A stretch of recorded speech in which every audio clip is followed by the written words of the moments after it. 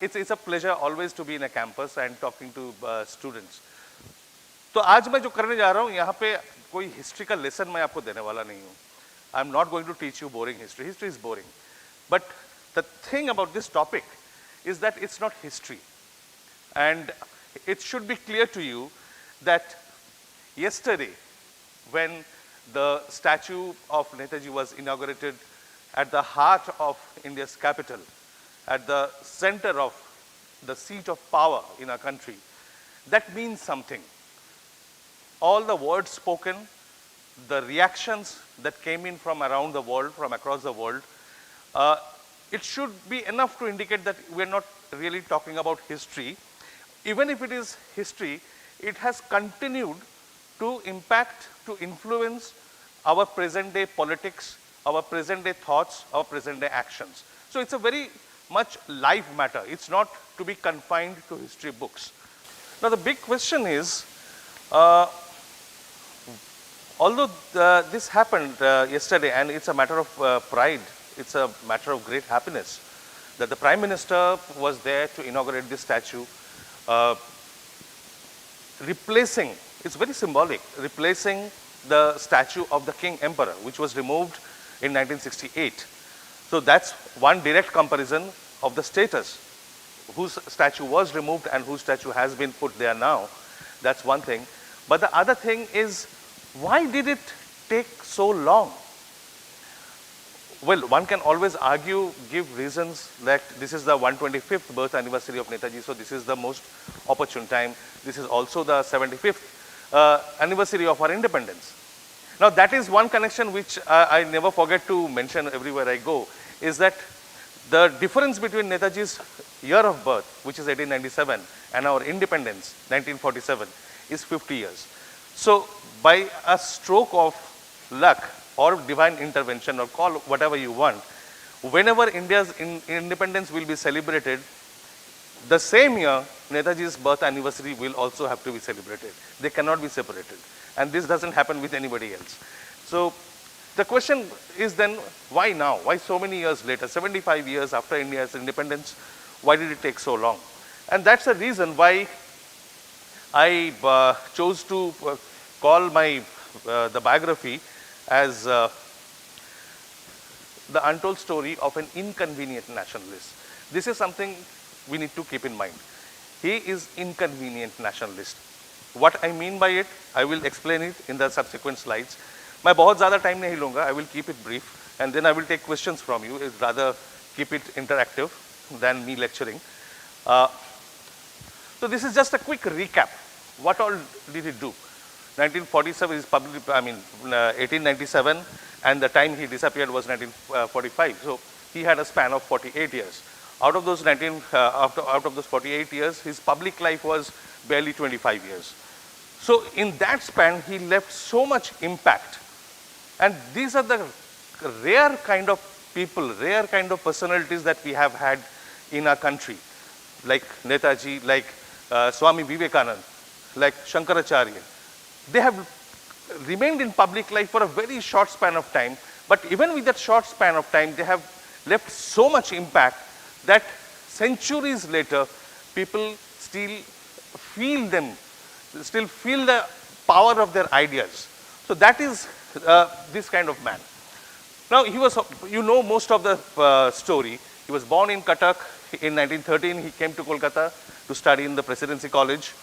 1916, he was expelled because there was a fight between the students and the teachers, and one of the European teachers was beaten up. बहुत मार पड़ी उनको. So it was said that the complaint was that Subhas was responsible for it. By that time, Subhas was the leader of the students, obviously, but much later he came out. He didn't open his mouth. He took the blame entirely on himself, and he was rusticated. He took the risk. He did not let the punishment go to the other students who were actually responsible for beating up that professor. And that came out much later. So he was expelled. Then he got admission after sitting out for 1 year. He got admission in Scottish Church College and took a training in the India Defence Forces for some time. And that's where, because he wanted to join the army, but because of his poor eyesight, he could not get into the army. He was not admitted. And then he went to Cambridge, Why did he go to Cambridge? The idea was to see the world outside, to learn, to gain knowledge. But his father put the condition that I will send you abroad only if you study for ICS, only if you appear for ICS. So by the time he reached Cambridge, he had just 8 months to appear for the ICS exams. And ICS exams are not easy. And he had to study for his course and he had to prepare for the ICS. Even then, he stood fourth in the ICS exams of that year. And he stood fourth because he missed out a large part of answers in his Sanskrit paper. What happened is कि translation का बहुत एक number होता था. Sanskrit to English, English to Sanskrit. There used to be those passages, you know, in old style examinations, these used to carry a lot of marks, particularly in humanities. So what he did, जब translate कर रहे थे, he translated first in the rough paper. And by the time he was done, there was no more time. So he couldn't copy it into the main answer sheet. So he lost, although he did the translation, he lost out that a huge chunk of marks. Probably he would have stood first if he had been able to complete that exam. So from there he resigns, obviously making his parents very unhappy. They were not at all happy about it. It took a long time to convince them. So he comes back, and before he comes back, he has already got in touch with the second most popular or the most important leader, nationalist leader of that time, Deshbandhu Chittaranjan Das. And he comes, meets Gandhi in Bombay. He's not happy. He's a young lad of 24 with very revolutionary ideas, with a lot of energy. And he's not impressed by Gandhiji's answers. He feels that Gandhiji's ideas lack clarity. So with disappointment, he goes back to Kolkata, meets Chittaranjan Das, and in the first meeting he is floored. And he realizes that this is the man that I had been looking for. And that's how he becomes his mentor. Deshbandhu becomes Subhas's mentor. And for the next 3 years, he learns the ropes of Indians' politics. He is still not a politician. He's still not got into the party politics and the maneuvers and intrigues and all those things.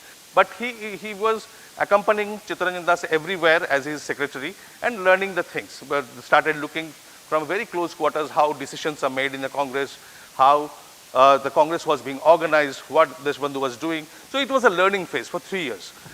In 1924, Chittaranjan Das had left Congress and formed his own party, the Swaraj Party. And Subhas had, of course, joined him. So Chittaranjan Das appointed Subhas as the chief executive officer of the Kolkata Corporation. But within 6 months, he is packed off to jail, to Burma. He is not even given a reason as to why he was being arrested, why he was being sent, and he was not told for how long.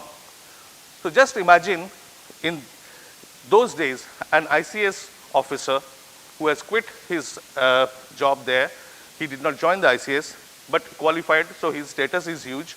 He is the CEO of the corporation. He is arrested and packed off to jail in another country almost, and kept there for 3 years without being told what are the charges and when he would be released.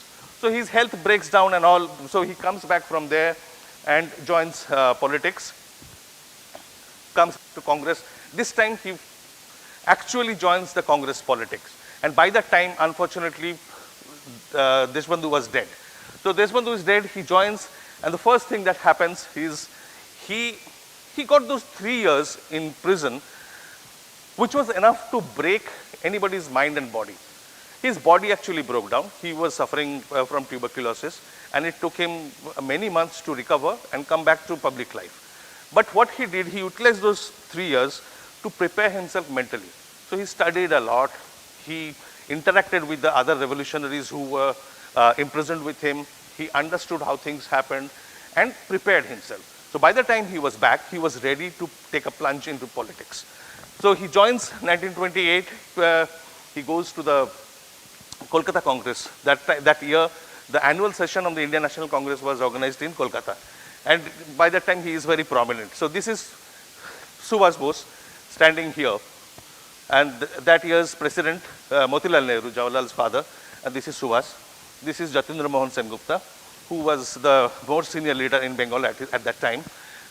So Subhas organizes a corps of volunteers in military style. And that's the first time that happens in Congress's history. And that makes Gandhiji very, very unhappy. He is mighty unhappy that this is a circus. Things are not supposed to happen like this. We are non-violent people. We are a poor country. Why do you put up this kind of show? Why do you dress them in military uniform? Why do you make them march like an army? So he was not at all happy with that. But even things went even worse when during the Congress session, Gandhiji proposed that Congress should take up the idea of dominion status. It was not yet time to ask for independence. India should go with dominion status. India will be happy if it is made a dominion. That's the time when Subhas stood up and said, no way, we are not happy with dominion. Complete independence is our goal. And Subhas's resolution to that effect lost with a very small margin. And Gandhiji was again very angry, of course, mad with him. So it was decided, and that time Subhas and Jawaharlal Nehru had started working together. They had come together, their ideas matched, their thought process matched, their personalities matched. But Jawaharlal Nehru had only one problem, that he used to vacillate. And whenever it used to be a time to take a decision, even if he had an opposite idea, he held opposite ideas himself, he would ultimately surrender to Gandhiji's ideas. So he would not stick with anybody else. That was the main problem with him at that time. But here it was then decided, because the old guard, the old school and the new school, the clash was happening and it was very real. So the old school had to decide, they had to agree that, okay, fine, let's go with this dominion status idea for 1 year. And there was a proposed constitution which was prepared by the Congress party under Motilal Nehru. If the British government does not accept our constitution, then next year we will declare that independence is our goal. So that was a compromise reached. So next year in Lahore, this independence resolution is passed on 26 January 1930. And that's how 26 January gained the importance. But there also, Subhas went another step ahead. He said, what's the point of just declaring independence? It's not going to take us anywhere. Let us just declare, let us just work for forming a parallel government. Let Congress is a national organization, let its volunteers, its leaders go out across the country. Let's challenge the British Empire. Let's challenge the British government. We have our own people, we have our own machinery, we have our, the will and the ideas. Why can't we do it? So Gandhiji was very, very, very, very annoyed, and he was very caustic in his remarks. And as a result, Subhas was removed from the working committee. He was elected to the working committee previously, but he was removed. Then in 1930, he becomes mayor of Kolkata. Then the civil disobedience, I'm not going into the details because it can take a lot of time. He is arrested and then sent off to Europe in 33. Then again, this is the second exile, the second 3-year exile. He is packed off. This treatment was not given to any other leader. Of those years, no other leader was treated like this. Nobody was considered to be that kind of threat who had to be again and again sent out of the country. But this was a different kind of person they were dealing with, and the British very well understood it. And he was always surrounded with British spies. Other than the police force, the plainclothes police people, there were plants within the Congress organization who used to report on him. While going through the British documents, police documents, I realized that at any point of time there were at least 27 spies around him who were reporting constantly to the police. His every activity, his every conversation, where he was going, what he was thinking, and that did not stop even when he was in exile. So as a result, you all know about the book that he wrote, The Indian Struggle. That's what he wrote in 1934. It was published. So even when he was writing the manuscript, he was drafting the ideas. Before it was published, that manuscript reached the British government. So they had the outline of the book, not the manuscript. I wouldn't say the manuscript, but the outline, the detailed outline of the book had reached the British government. So somebody very close to him who had access to him was spying on him. We don't know who, but the result is visible. So from there he comes back, and in 1938 he becomes the Congress president. Then the final break with the Gandhian leadership happens in 1939-40, and 41 he leaves India and forms two governments in exile, one in Europe, another in Southeast Asia, and 1945 obviously, of course, we don't know what happened after that, or that's what we think, that's what we like to think. But we will be talking about the post-1945 scenario tomorrow. Anuj and I will discuss with you all the possible theories and everything, and what we have found through our research. Many of you already know about it, and that's a mystery. There is no doubt that it's a mystery. It has been a mystery for a very long time, and a large part of it still remains a mystery. But while writing this biography, I realized that even his life is no less a mystery. This is just an example of how little we know about him. These are the number of pages in published works, in collected works. Mahatma Gandhi's collected works for the time period when Netaji was in public life, 1921 to 1945, roughly 25 years. That's nearly 30,000. Jawaharlal Nehru's is 9,000, and Netaji's only 3,000. So 1/3 of Nehru and 1/10 of Gandhiji. That's the number of published pages. That's how little we know about him. And there is so much information spread all over the world, in libraries, in archives, in private collection. Nobody has made the effort to put them together. And that's something in this 125th birth anniversary we have asked for. This is, we have asked the government to publish his collected works, and this is what the government should do. This is not the job of a family or any private initiative. It's only, the scope is so massive, it's only the government that can take up the entire responsibility, finance it, and see to it that a proper collected works comes out. So this campaign is still on. You can still go to change.org and sign it. I would request all of you to sign it. Alternatively, you can just scan the code, and it will automatically take you to the campaign page. Now, let's come to the interesting bit. That was history. Much of it is known to you.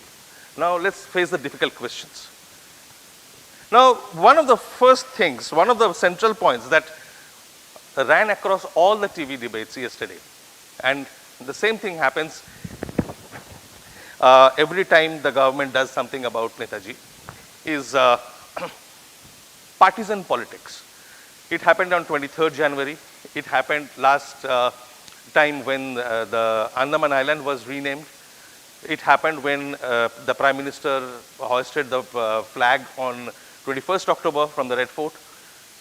Every time that BJP is appropriating Netaji. Netaji is a leftist, secular person, politician. BJP cannot appropriate. Now the question is BJP appropriating? कि BJP का तो हो ही नहीं सकते, तो किसके हैं? नेताजी हैं किसके? कांग्रेस के, कम्युनिस्ट पार्टी का, socialist party, Hindu Mahasabha, Muslim league? whose icon, whose ideology did Netaji follow? That's the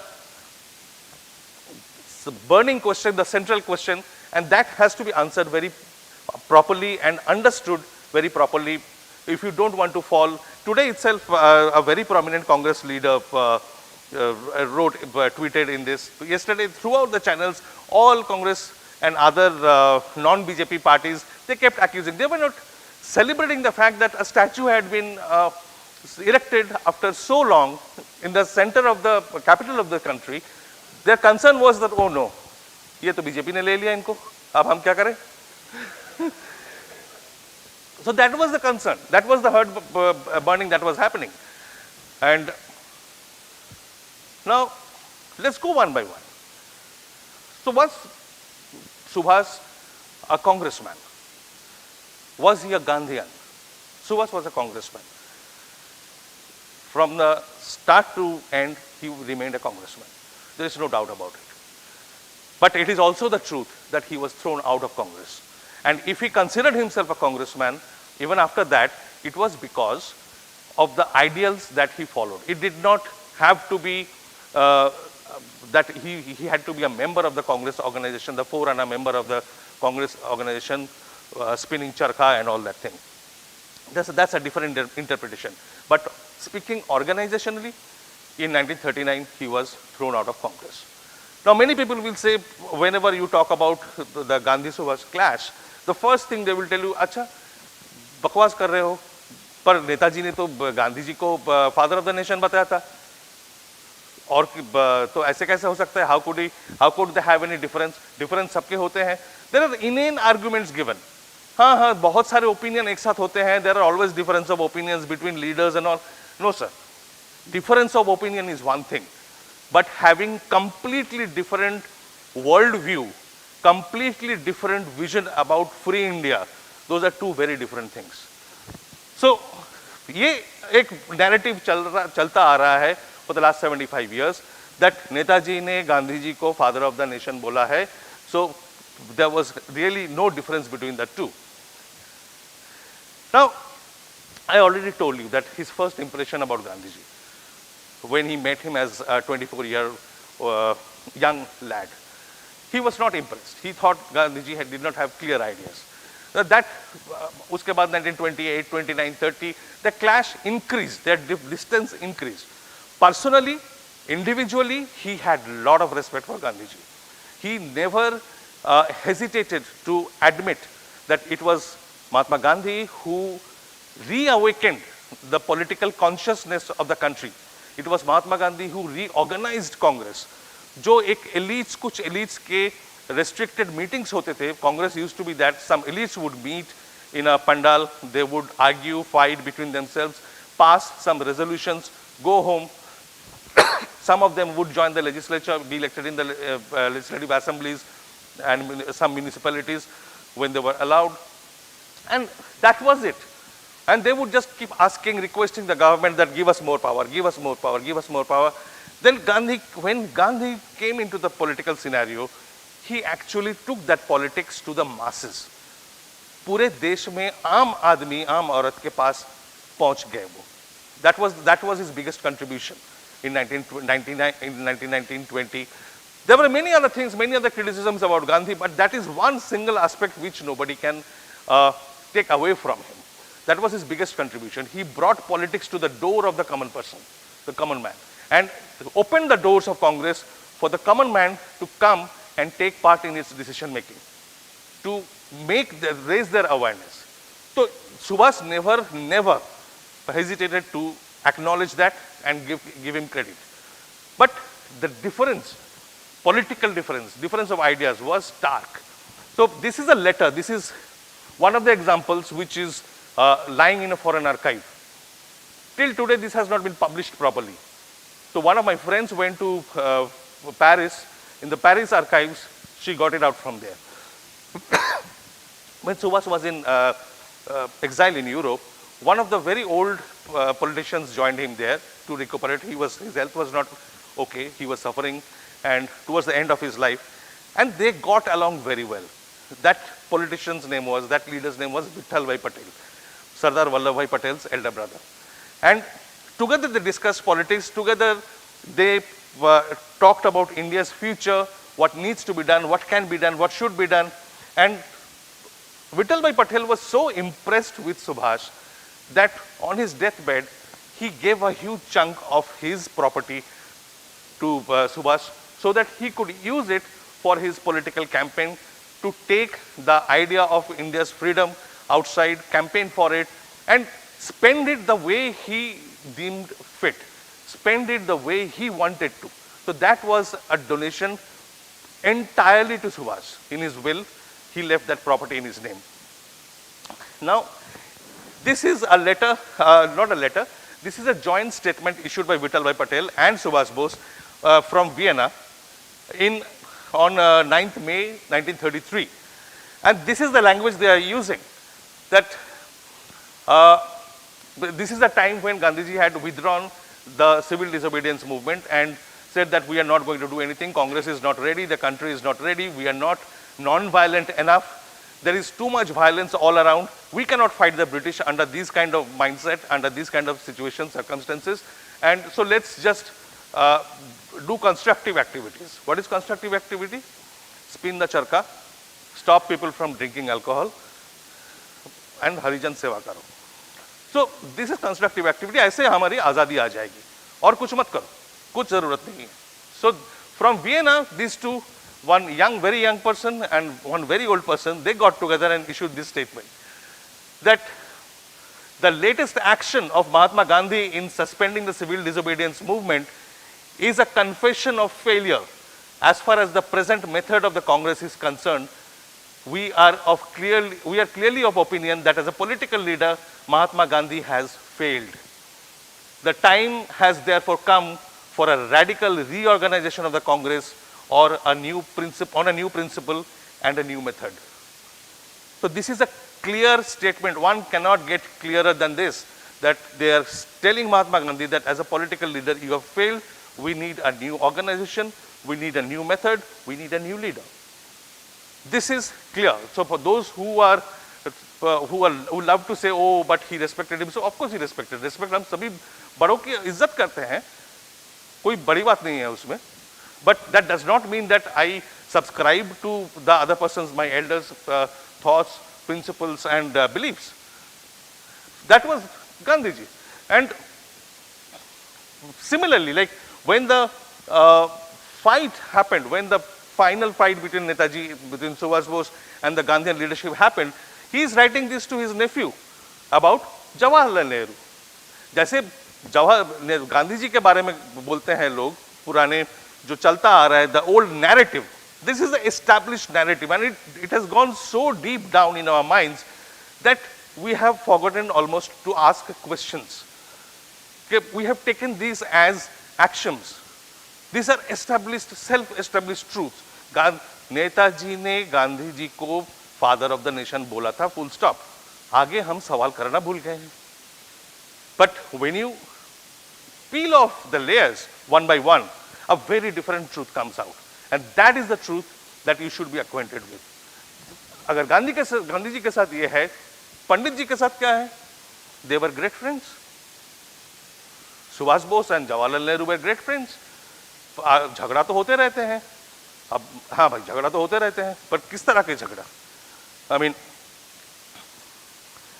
can you imagine that? I mean, if today's, because of your age group and the generation in which you are growing up, to give, if I have to give you an example, for example, if today Narendra Modi and Rahul Gandhi come face to face, they will exchange pleasantries. Of course they will. They're civilized people.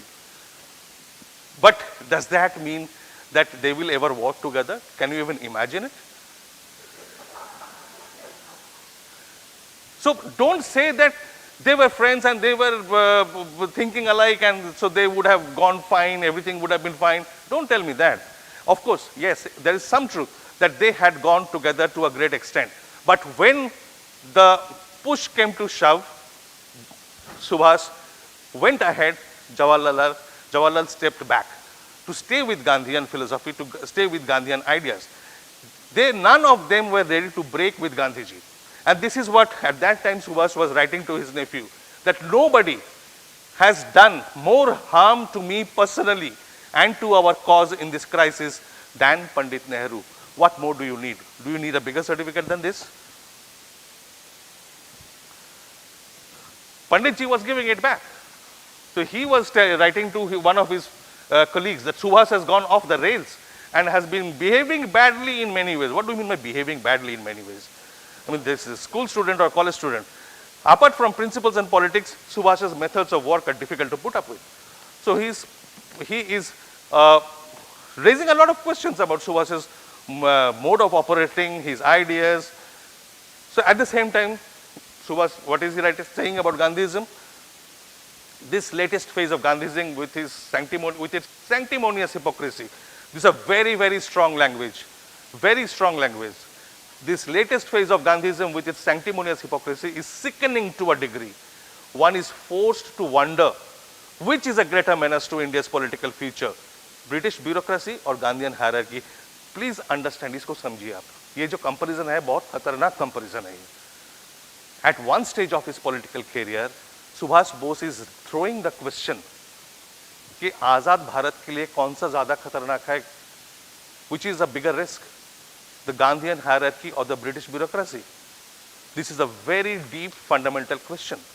And even after this, if somebody wants to mix them together, there is nothing more to say. And in continuance of that, in another letter to his elder brother Sarad Bose, Subhas is writing, if power goes into the hands of such mean, vindictive and unscrupulous persons when Swaraj is won, what will happen to this country? Gandhiism will land free India in a ditch if free India is sought to be rebuilt on Gandhian non-violent principles. India will then be offering a standing invitation to all predatory powers. This letter is written in 1940. And we saw the demonstration of the effect, how far-sighted he was. We saw the example in 1962, when we were busy spreading the message of non-violence and love to convince the world that we are just good people. We don't need police, we don't need army, we don't need politics. We just need to go around, lecture everybody that we are good, you also become good, let's all stay together peacefully. And 1962 happened. And the reaction in public mind amongst lawmakers was such that even newspapers around the world, outside India, they noticed that at that point of time, the others noticed, the other countries, other newspapers, other journals which were abroad, they noticed. You will not find that in Indian newspapers or Indian writers. They noticed that people had started talking about Netaji Subhas Bose. That if he had been here, this would not have happened. These were reported in newspapers abroad, in international newspapers, not in our newspapers.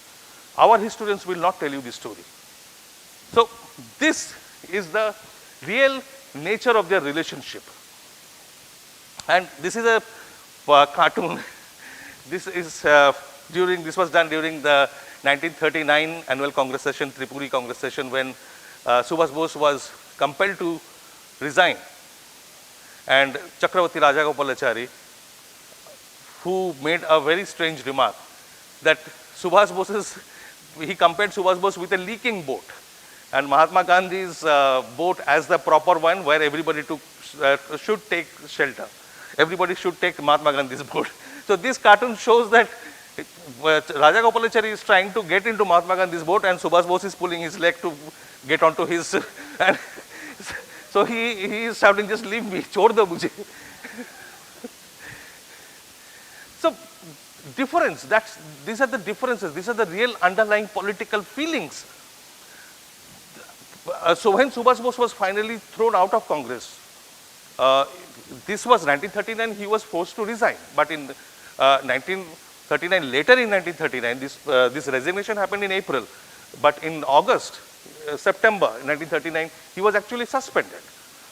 And who wrote the resolution of the Congress Working Committee which suspended throughout Subhas Bose from the Congress party?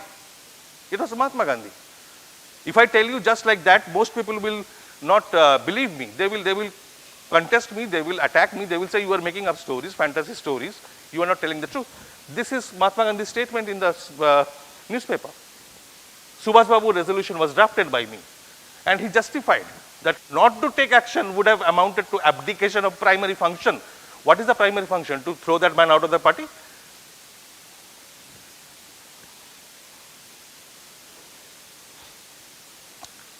The thing is that when we consider the relationship between Gandhians and Subhas, it is not just historical.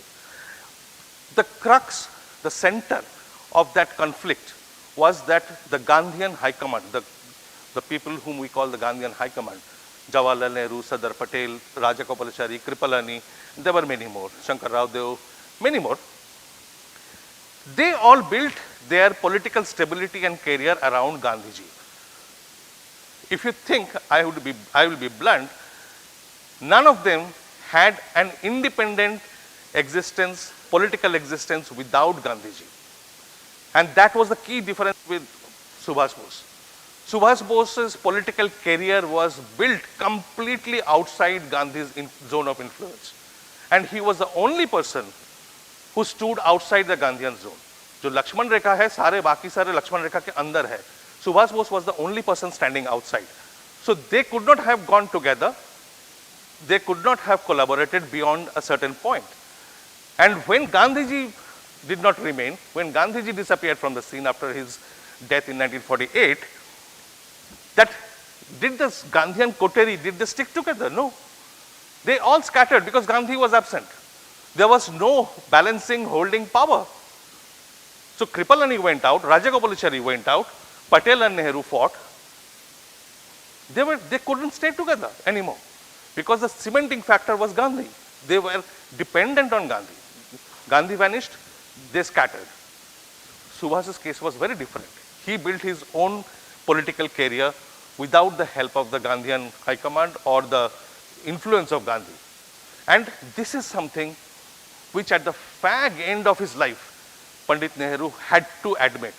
I don't know what made him admit this, but at least for once he was honest while talking to a lady journalist, a foreign lady journalist, I think in 1963 or so.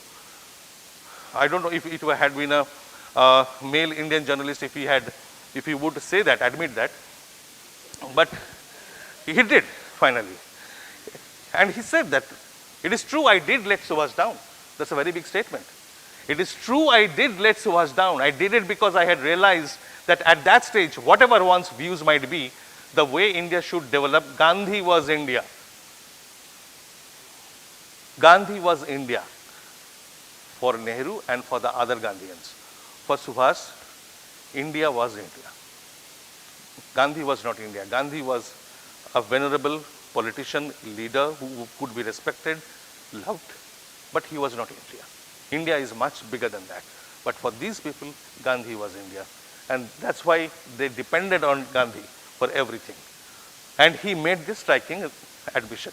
So I subordinated myself to Gandhi, although I was in agreement with Subhas.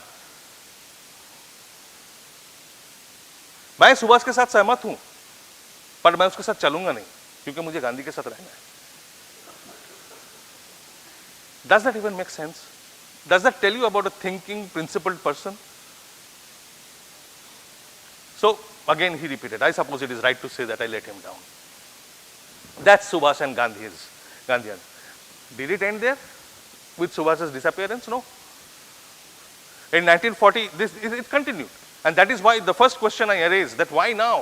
Why did it take so long to erect that statue there? It's because of this mentality, this strong dislike. Subhas was out of the zone. वो लक्ष्मण रेखा के बाहर है, उनको अंदर आने नहीं देना है. और ये जो narrative जो build किया गया है, that has to be the Gandhian Nehruvian narrative. उसमें there is no place for Subhas. And this continued. This was visible immediately after independence, when the All India Radio wanted to do special functions, programs on Netaji's birthday, 23rd January 1948 and 1949. Sardar Patel shot it down. He was the information and broadcasting minister. He said nothing doing. We don't do programs like that. हमारे लिए सिर्फ ऐसे programme सिर्फ गांधी जी के लिए बन सकता है, किसी और के लिए नहीं. So we will not allow programs like this to be made on Subhas. In 48, there was a strong protest from the workers there. Somehow he had to give in. तो किसी भी तरह कुछ कर लिया, program बन गया. Bidhan Rai also intervened. He understood the Bengali sentiment of the time, so he intervened. He advised Sardar Patel that let it be, let them do it. So somehow grudgingly he agreed. In 48, it happened. 49, repeat of the same story. This time, the team of artists put their foot down. They said that if if the program on Netaji does not happen, we will not perform. They went on a strike. And leading the strike was the biggest superstar of those years. Most of you wouldn't know about it. Her name was Kanan Devi. So Kanan Devi of those years, equivalent to, I don't know, I mean, who is the lady superstar? I can remember, say, so I can give you like the Hema Malini of yesteryears, or Sri Devi or Madhuri Dixit, the hold that they had over audience in terms of entertainment, in terms of song, dance, music. Kanan Devi was of that status. So can you imagine Sri Devi going for a strike, saying that I will not perform unless a program on Netaji is done? Kanan Devi did it. So he had to give in. That was the deeply ingrained thought against, the feeling against Subhas. Whose was the first portrait hung in the Central Legislative Assembly? Any guess? I think it's very easy to guess. It's Mahatma Gandhi's. There is no prize for that. And when was it done? It was done in 1948. When was Netaji's photo put up? 1978. 30 years. It took 30 years to put up his photo in the Central Hall of the Parliament. And that also happened because of the consistent campaigning by certain individuals like Samar Goa and his friends in the Janata Party, Atal Bihari Vajpayee and others. Janata Party had just come to power. The Prime Minister was a person who was not a big fan of Netaji, but at least he could look beyond immediate Congress interests. So, and the Prime Minister was another example that Gandhiji did not remain, he could not remain in Congress, because although he was a staunch congressman, Morarji Desai. Morarji Desai was a strong follower of Sardar Patel, a strong congressman, but he had to move out of Congress. He could not stay in Congress. So this photo, this portrait was put up, that is the president, and Samar Goa is the person sitting right at the right hand corner. This photo was put up in 1978. There was consistent attempt, demands at that time to rename the Andaman Islands Shahid and Swaraj, the names that were given by Netaji. Ultimately, it had to happen in 2018. So that's the relation, that's the deep-seated dislike for Subhas Bose within the official Gandhian, Nehruvian narrative and their worldview. So don't ever make any mistake about that. But equally funny is the politics about Subhas being a leftist. Was Subhas a leftist? Yes, of course he was a leftist. But what do we mean by leftist? Are you an economic leftist? Are you a social leftist? What is your leftism? Has anybody defined anybody's leftism? Even by that standard, every political party is a leftist party in our country, because our election law states that all political parties will have to be socialist. So everybody is a leftist in our country. Who is not? So, of course, he was leftist. He had leftist economic ideas which were based on socialism, redistribution of wealth, upliftment of the poor through state intervention. Of course, those are leftist, traditional leftist ideas. So, by that standard, he was leftist. But the party which have made him his own, claimed him, that is the pure appropriation. That Subhas Bose is our party leader. That was the Forward Bloc. Now, when Netaji quit Congress, he formed Forward Bloc. Forward Bloc, the party Forward Bloc that he formed, organization that he formed, was not a separate party as such. It was a pressure group within Congress. It was much later, just before he was leaving the country, sometime before he was leaving the country, he reorganized Forward Bloc as a separate party. But still, the link was there. Somewhere the link was there. It was the left organization, the left party within the Congress. But Forward Bloc came out of the Congress later on, and that was natural, that was justifiable. But then it got with the other left proper left parties, the Communist Party of India, the RSP, the CPI, the CPIM, and its branches, they all get together and created a strange, weird animal called Left Front. And so Left Front claimed Netaji as their icon. Wasn't that appropriating Netaji? Wasn't it appropriating Netaji when Gandhians and Nehruvians said that Subhas is a congressman? Isn't that appropriating? So appropriation happens from all political groups. Everybody wants to appropriate Subhas because Subhas belonged to none of these groups exclusively, and very sadly, he belonged to everybody. And as it said, that what belongs to everybody belongs to nobody. So for other politicians, you will see there are specific constituency. There are specific interest groups. For Baba Saheb Ambedkar, there are specific support groups. For Bala Saheb Thackeray, there are specific support groups. For the South Indian politicians, there are specific support groups. These are their constituencies. Subhas Bose rose so much above these specific groups that he has no specific constituency. So everybody feels for him, everybody loves him, everybody adores him, admires him, but nobody stands up for him. There are very few people who stand up for him and fight for him. That's the tragedy of this, of our history. Now, the relationship between Communist Party and Subhas went through many ups and downs. Initially, they were very supportive as long as Manavendranath Roy, M.N. Roy, who was one of the founders of the Communist Party of India, he was in charge. He was very supportive of Subhas. They had a good working relationship.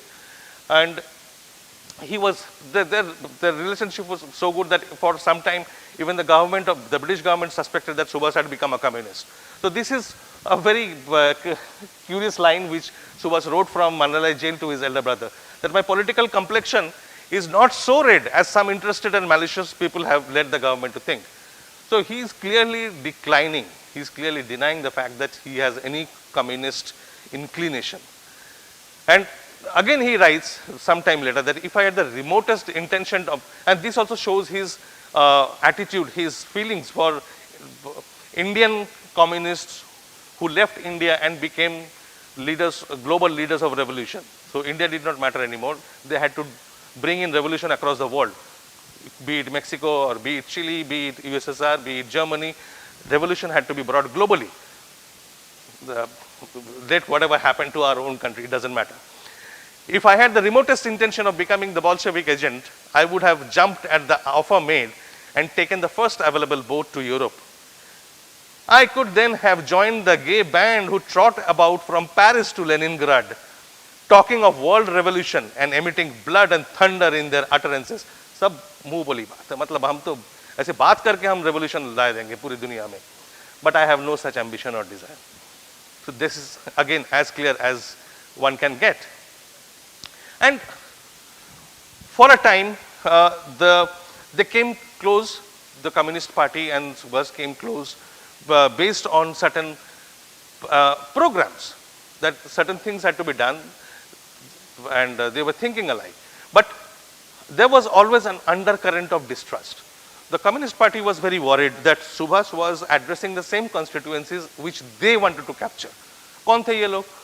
Subhash Bose जाके बात कर रहे हैं as a political leader, किन से बात कर रहे हैं?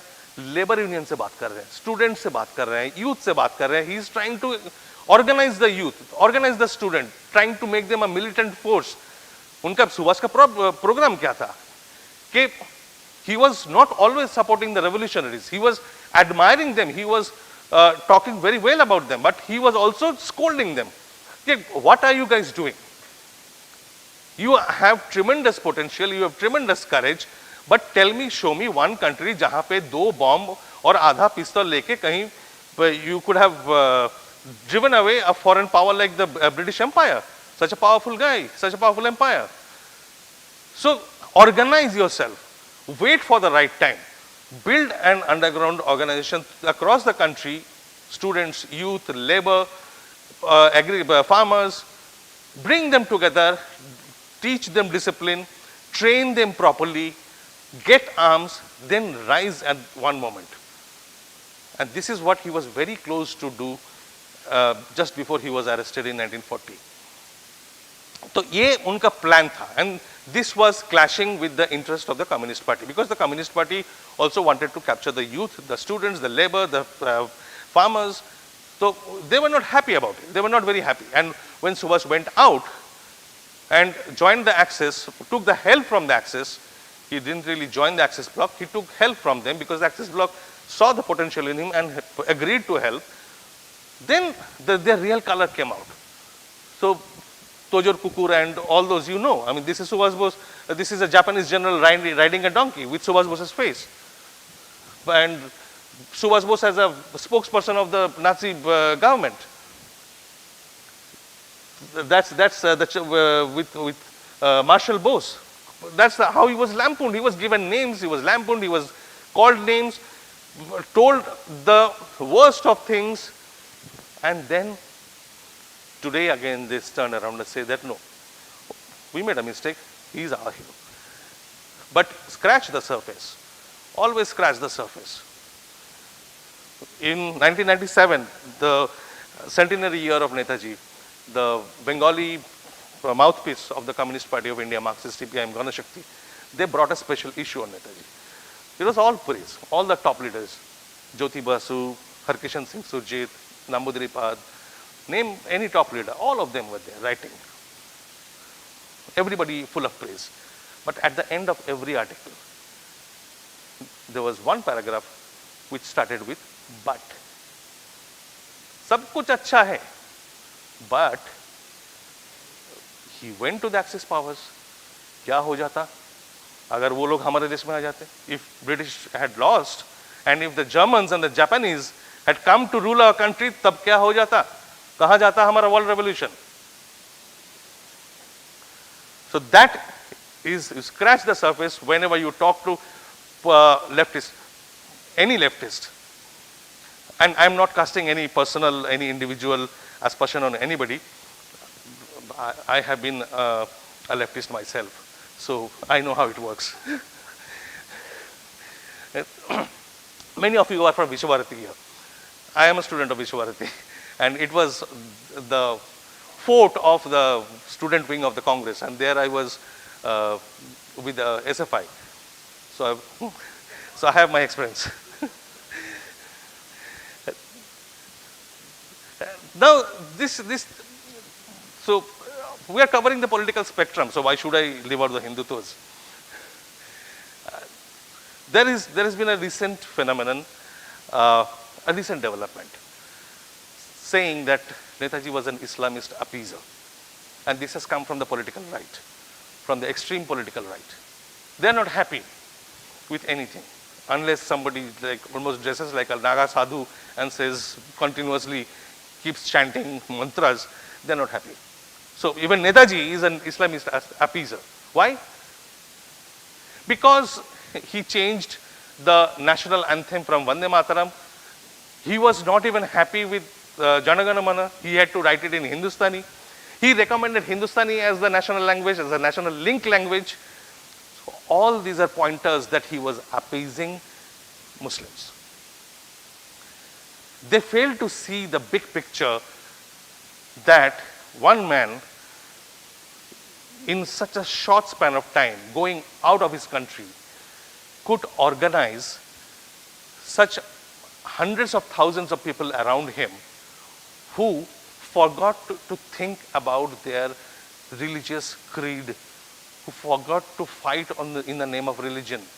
And this is the main, this became the main headache of the British administrators when the INA soldiers were coming back. There are intelligence reports, if you go to the archives and read, there are intelligence reports, you don't have to go to the archives, you can read the book. But if you read the reports, it says that these people have forgotten their religious divisions.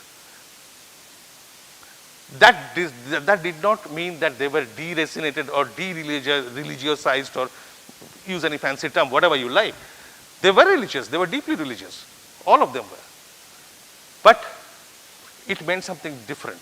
In front of country, when a nation was being attempted to be built, they had a different task, a different goal, a different dream.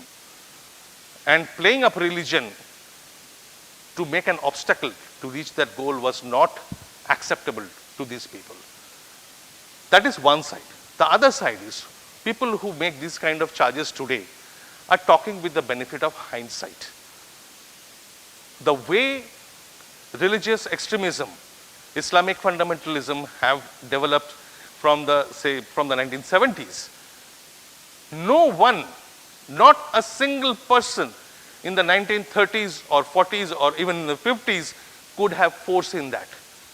Nobody. So if these so-called experts now cast aspersion on someone like even Netaji, they don't even leave Netaji. It's a very sad story. Because as a person, as an individual, he was deeply religious. Not only religious, his religion was, he was a practicing Hindu, not a theoretical Hindu. And his Hinduism differed very, very much from the Gandhian Hinduism. That variety, that brand was very different. And he was doing sadhana. Whenever Subhas Bose, wherever he was in a prison, it was his trademark. Everybody has testified to this fact, whoever has been in a prison with him, that whenever he was put in a cell, he would cover up one corner of his cell with bed sheet or a curtain. And that small corner would be his puja room, his place for sadhana. So he would go into deep meditation, he would do proper sadhana and read up. He was reading up Tantra and everything, not flaunting it, but he was deeply religious. He was the same person who was also wondering that why are other religions proselytizing? They are going out and converting, why can't Hindus do it? So he is not only keeping it personal, he is bringing it in the public space also, but at the same time, he is scolding some Hindus for some of their actions, but he is also scolding the hardline Muslims for some of their other actions. So he was not, he was religious individually, publicly, socially, not flaunting it, but not hiding it either. But he would not allow to play off one community against another for electoral gains. That's what he would not allow. That was not appeasement. And there is no question of appeasement anywhere, any day.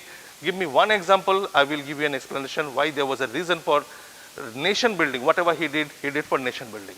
It was not to gain votes or to gain favor, curry favor with any particular person or community or anything like that.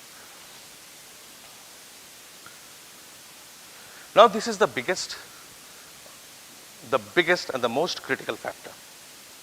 And it is something that troubles our politicians till today. They don't know how to handle it. This is of course a very big international issue. I don't know how many of you noticed this or how many of you, if those who did, how many of you remember it.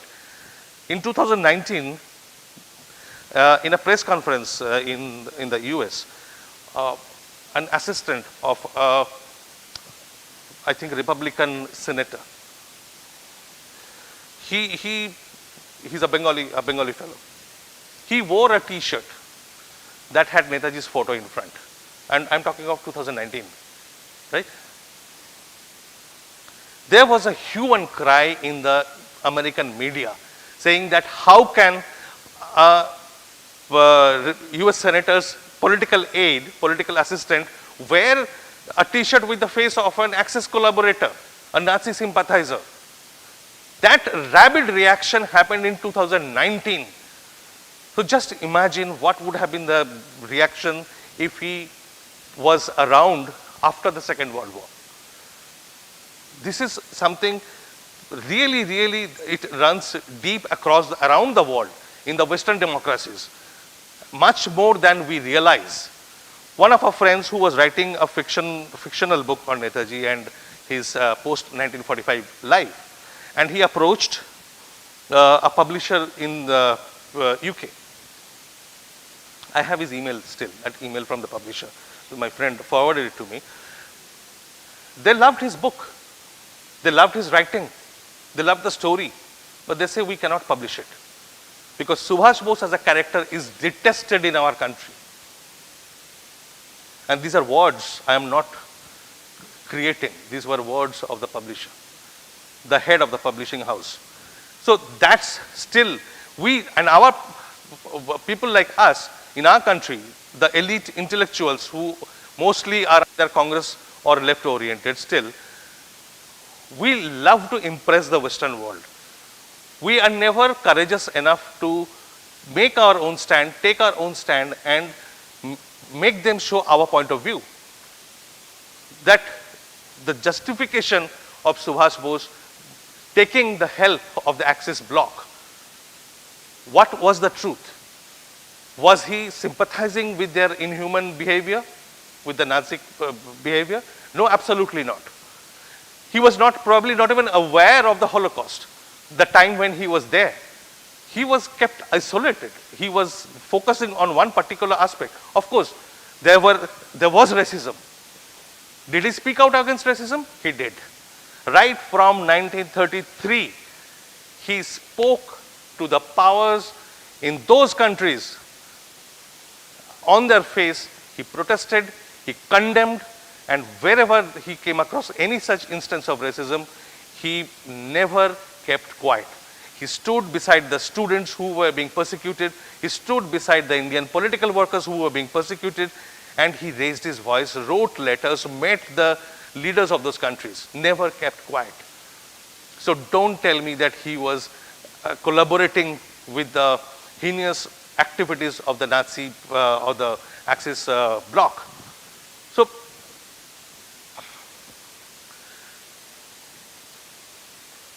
let me read this quote to you.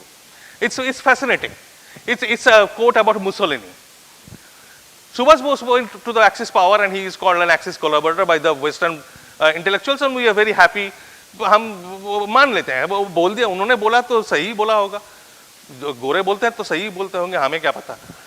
So this is a quote about Mussolini, and this was spoken in 1937. If I had been an Italian, I am sure I would have been wholeheartedly from start to finish with the fascismo's triumphant struggle against the bestial appetites and passions of Leninism.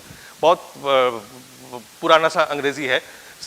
What it basically means is that if I were an Italian, I would have wholeheartedly supported Mussolini's campaign. I am so impressed with him, the way he is fighting against the leftist forces, against Leninism, and itna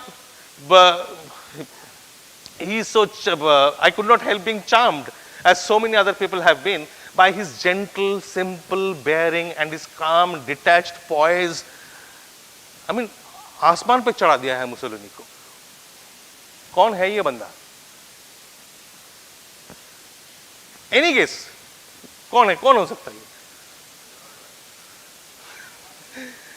No. ये उनके बहुत ऊपर है. He comes from the land which led this character assassination of Netaji. This quote is from Winston Churchill.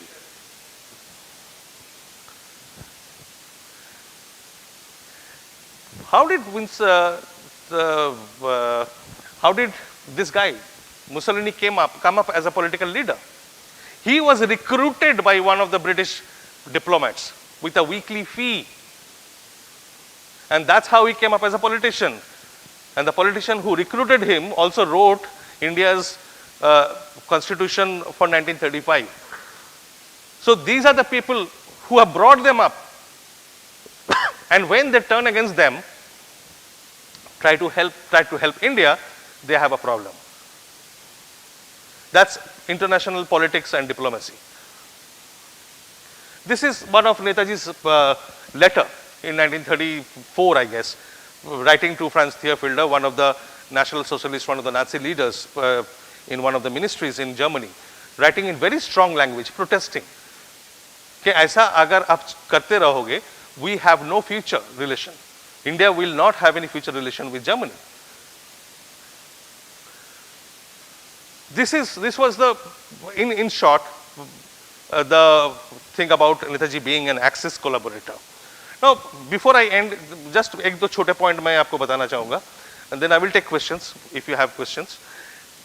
One of the most important things that you must realize about the difference between the traditional politicians in India and Subhas Bose is the language of politics. और ये language of politics जो हमने सीखा है, ये है Gandhian, which was taken over by Pandit Nehru, and that is how we have continued. आज भी most politicians talk in that language. क्या है वो language? वो language ये है कि आप किसी भी एक मुद्दे में ऐसे बोलो कि लोग समझ ना पाए कि आप इधर हो या उधर हो. Always keep an exit point open. Always keep an exit point open. If you think I'm exaggerating, please spend one evening listening to spokespersons of political parties on TV channels. Just spend one evening. That will be enough. पकड़ नहीं पाओगे. They always keep their exit points open. Subhas was very different. He was straight, direct. जो करना है वो ही बोलेंगे. जो बोलेंगे वो करेंगे, जो करेंगे वो बोलेंगे. There are no double meaning things. तो गांधी जी से जब लुई फिशर पूछ रहे हैं 1942, 43, 45 जब मिल रहे हैं उस टाइम पे अराउंड 44, 45 कि what do you want, British जाए या रहे, चाहिए क्या आपको? क्विट इंडिया मूवमेंट वायलेंट हो गया, आप कंट्रोल नहीं कर पाए, आपको वो भी पसंद नहीं है, तो आप चाहते क्या है?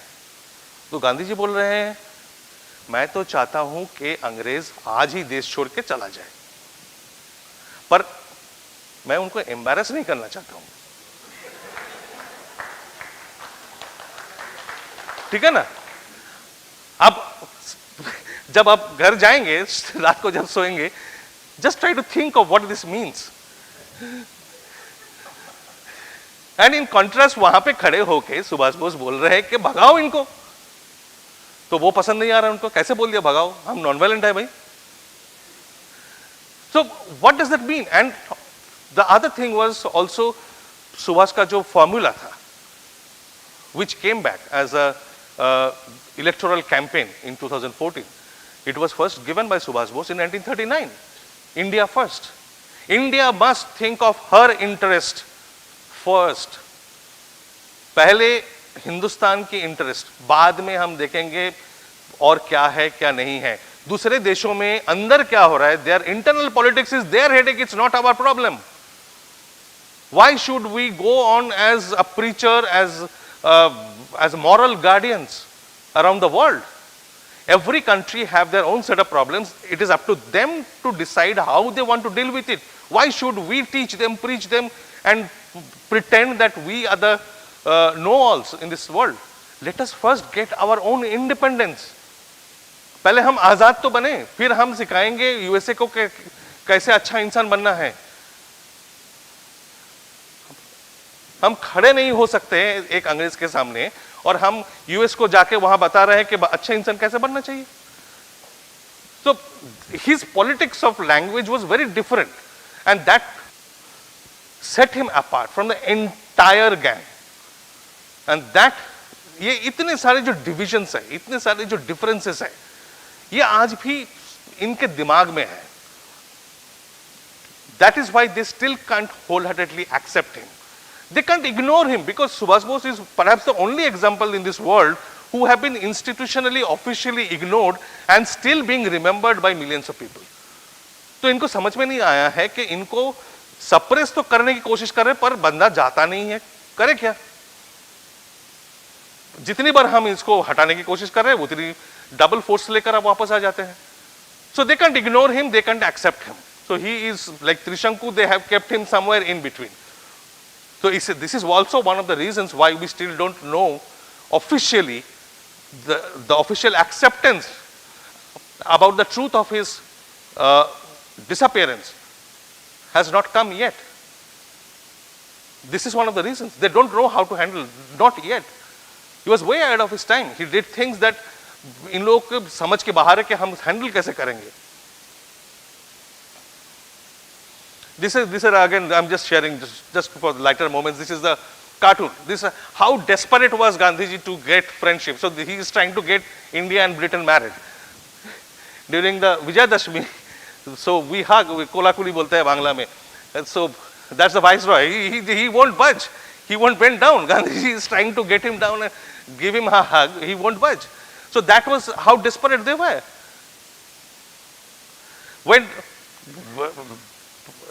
Pandit Nehru is being so friendly with Mountbatten and Mountbatten's wife,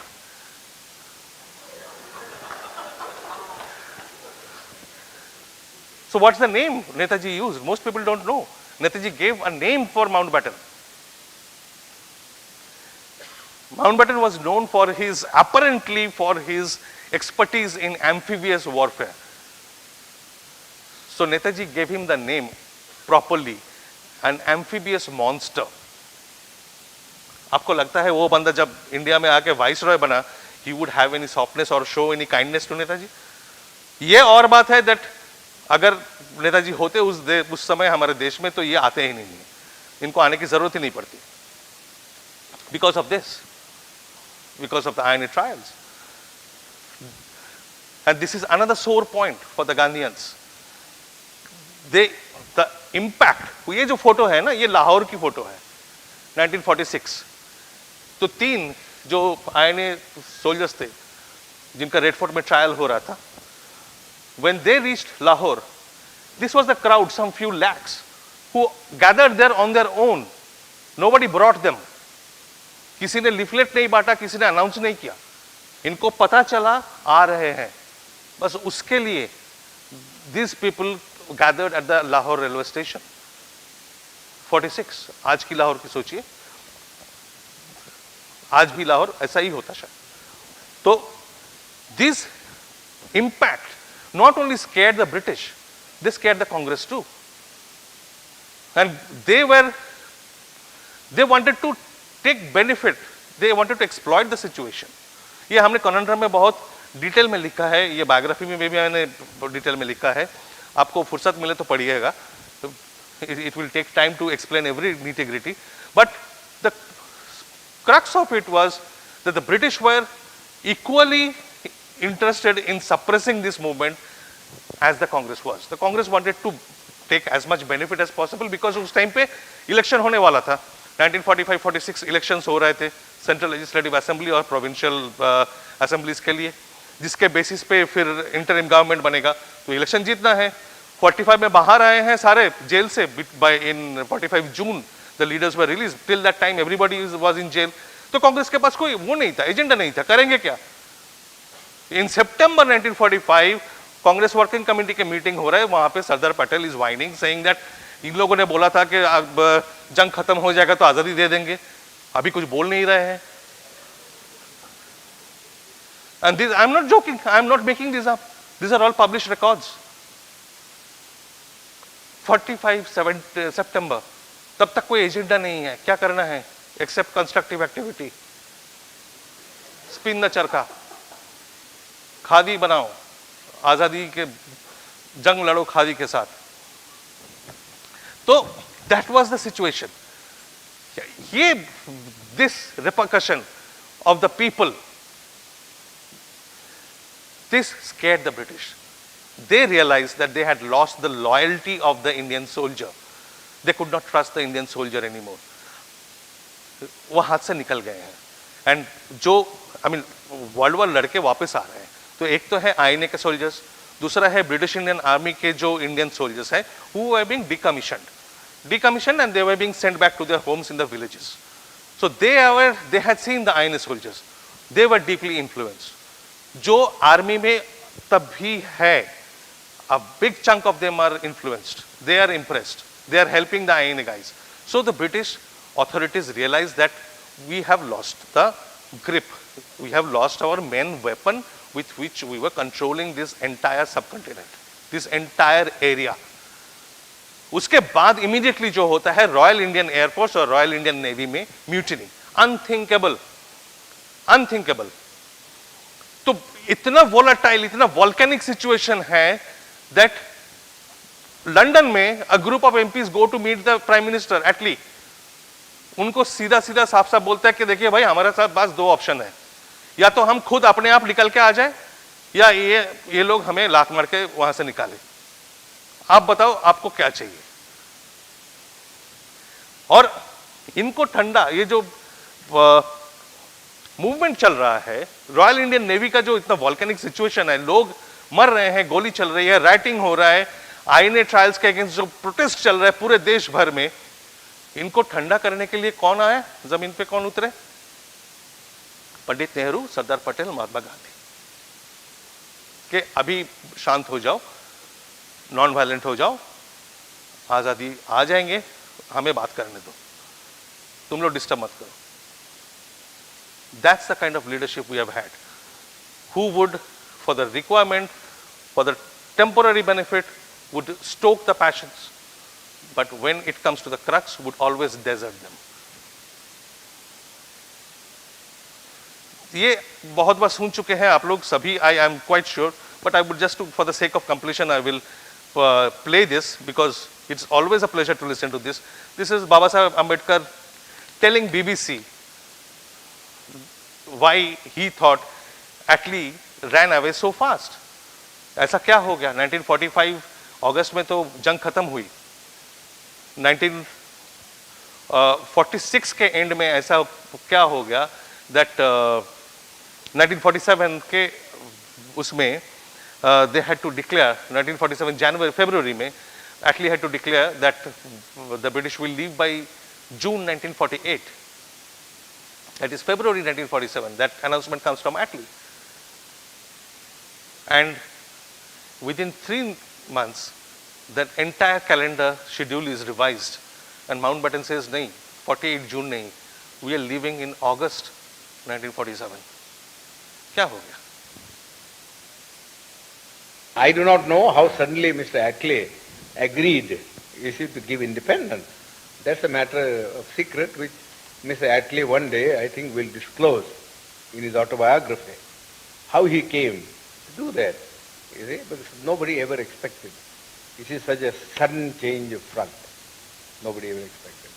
It seems to me, from the analysis that I make about it, there are two things which I think led, to the Labour Party to take this decision. One is the national army that was raised by Subhas Chandra Bose. The British had been ruling this country in the firm belief that whatever may happen, in this country, and whatever the politician may do, they will never be able, to change the loyalty of the soldier. So he's basically saying the same thing, that the British politicians never believed that they could lose the loyalty of the the Indian soldiers in the British Indian Army. And then they realized because of Subhas Bose and his INA. And if you want to believe that this is only the opinion of Ambedkar, then let me tell you that the same opinion, almost verbatim, has been recorded on the other spectrum of political belief by Savarkar. In his last interview to Organizer, he said almost exactly the same thing, that why did the British have to leave so quickly? It was because Subhas and his INA, the impact on the RIN mutiny, the RIAF mutiny. And because of their brown skin, if you still don't want to believe them, then you have to believe the man who gave us freedom, Attlee, white skin, who went around multiple times telling people that they had to leave because of the INA and Subhas, the RIN mutiny. So this is something that is unacceptable to our standard narrative that has been very carefully built over the last 75 years. What is that narrative? The narrative is that the British left because of our non-violent, loving request movement. हम बैठ गए, आंसू बहाए, प्यार से बोले भैया जाओ, बोला ठीक है, चलते हैं, bye. So, if anybody tells you that the British left because of the Gandhian movement, because of the non-violent movement, please ask that person to give one example of a Gandhian movement after 1932. मजाक है. 1932 में Gandhian movement खत्म होता है, उसके बाद 15 साल लगते हैं इनको वो इम्पैक्ट समझने में। ये लोग क्या कर रहे थे, अपने आईएनए सोल्जर्स क्या कर रहे थे, लोग जो अपने जान दे रहे थे म्यूटिनी में, रॉयल इंडियन नेवी में जो कर रहे थे, वो क्या कर रहे थे? What was their role then? I mean, there's a limit to building fairy tale, but that fairy tale is very important for our existence because we have to impress the Western world. We have to be in their good books. We can't speak the truth. We can't tell the British on their face that you had to run away because of Subhas Bose and the IIT. We have to tell them that we are friends, we are good, you are good. So that this is. I do not know how. And this is possibly the only, because Attlee never spoke or recorded his views, but he told Justice P. Phanibhushan Chakraborty, and this is the letter. Luckily, this facsimile has remained. This is one, I count this as a blessing that Phanibhushan Chakraborty, Justice Chakraborty wrote that letter to a historian of the stature of Ramesh Chandra Majumdar, and Majumdar published that facsimile in his autobiography. We are trying our best to get hold of the original letter, but our regard for history is very, very low in this country. People don't give the proper value to these documents. So we don't know whether we will be able to do that. We have not even been able to find, ये अनुज पागल हो रहा है एक साल से, एक photo निकालने के लिए कि Attlee Raj Bhavan when he was visiting the governor's palace, कुछ तो फोटो होगा. He has not been able to get it yet. So these are the then main factors. I will not go into this politics of it right now, but this is what has made him inconvenient nationalist. He stands towering above everybody else, and वो जो jealousy factor होता है, that he towers above everybody else so high, the remaining almost look like pygmies. Even the tallest of them look like a pygmy in front of him. ये बात हजम नहीं होते हैं. And there are other political developments, currents, strands, which our current political establishment still don't know how to handle. That's why he has remained an inconvenient nationalist. और इसका repercussion क्या है on the disappearance mystery, that's what we will talk about tomorrow. So that's all for today. Thank you.